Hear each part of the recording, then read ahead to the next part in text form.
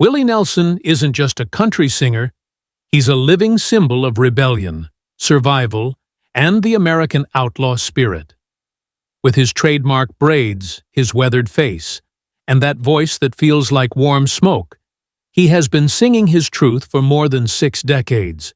Generations have grown up with his music, but behind the songs and standing ovations is a man who's been chased, cornered, and nearly broken by the very system he spent his life defying. He was arrested multiple times for marijuana, hounded by the government for millions in unpaid taxes, and written off by critics who thought he'd never recover. Yet every single time, Willie came back swinging, sometimes with a laugh, sometimes with a song, always with an unshakable refusal to give up.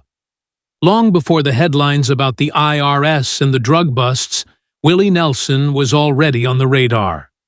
In the 1970s and 80s, while Nashville polished its stars to look shiny and perfect, Willie went his own way. He grew out his beard, braided his hair, and played songs that sounded like real confessions. He wasn't interested in singing formulaic country hits. He was telling stories, raw, honest, and from the gut. His sound became the anthem of a new genre, something fans would later call outlaw country. But this wasn't just marketing. Willie really was the outlaw. He hung out with bikers, he smoked openly, he drank deeply, and he lived just as freely as his lyrics suggested. Fans loved him for it because he didn't pretend to be perfect. He wasn't acting. He was just himself. But living so freely meant he was bound to collide with authority sooner or later. As his fame grew, so did the risks. Run-ins with police, small infractions, close calls. Each one passed without destroying him, but quietly, in the background, bigger trouble was building. Money wasn't being managed properly. Taxes were overlooked. Investments went bad. And slowly, a storm was forming. Just as Willie reached the peak of his career, the foundations beneath him began to crumble. By 1990, it all came crashing down. The IRS accused Willie of owing an incredible $16.7 million in back taxes. Not hundreds, not thousands, not even millions that could be quietly settled. This was a crushing figure. Almost overnight, the government moved in with one of the most aggressive enforcement actions ever taken against a celebrity. They seized his Texas ranch. They took his recording studios. They claimed family heirlooms, personal property, even his beloved instruments. Agents literally emptied out his world. For a man who had spent his life giving back, performing for farmers, raising money for disaster relief, showing up whenever people needed him, it felt like a betrayal. The headlines were merciless. The press painted him as irresponsible and careless. Some critics declared his career was finished. For most people, that would have been the end. Bankruptcy. Shame. A retreat into obscurity. But Willie didn't run. He didn't hide. He did what he had always done. He picked up his guitar and fought back with music. That fight became the IRS tapes, Who'll Buy My Memories, a stripped-down acoustic album recorded with raw honesty. No tricks, no flashy production. Just Willie's voice and guitar, carrying all the pain, weariness, and wisdom of a man standing at the edge. The album was more than music. It was a lifeline. A deal was struck, so the proceeds would go straight to the IRS, and Willie himself helped sell it through late-night infomercials. Fans responded instantly. They didn't just buy the record. They bought into the man.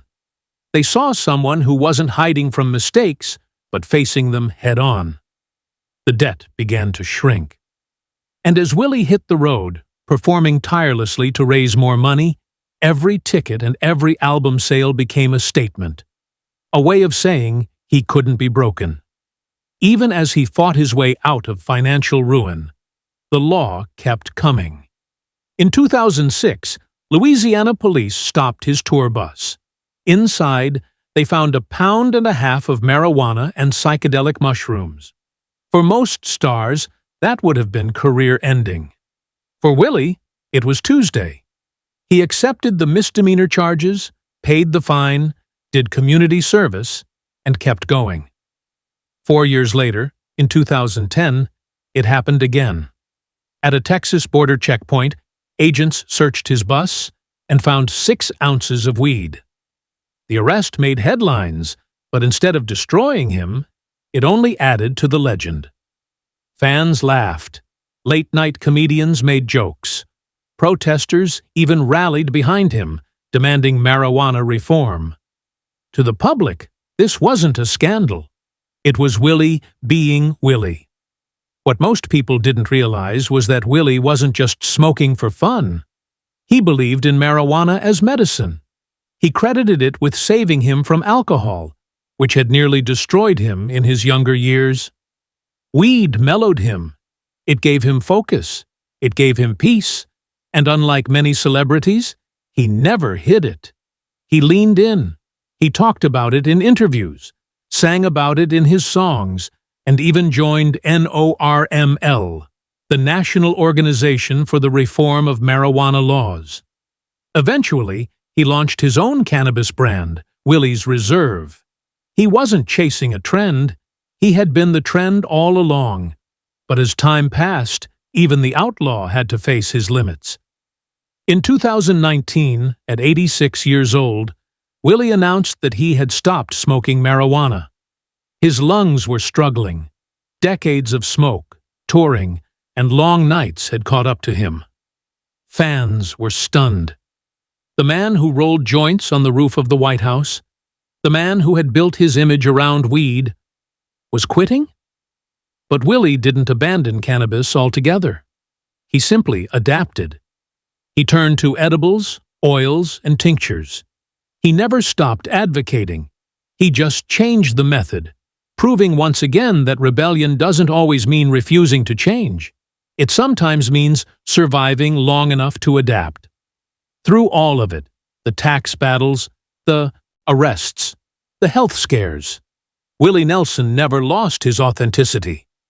He never pretended to be flawless. He turned every scandal into another chapter of his story. When the IRS tried to bury him, he wrote an album and clawed his way back. When the police arrested him, he laughed it off and sang louder. When age finally forced him to slow down, he adjusted with grace and kept moving. Most celebrities hide from scandal.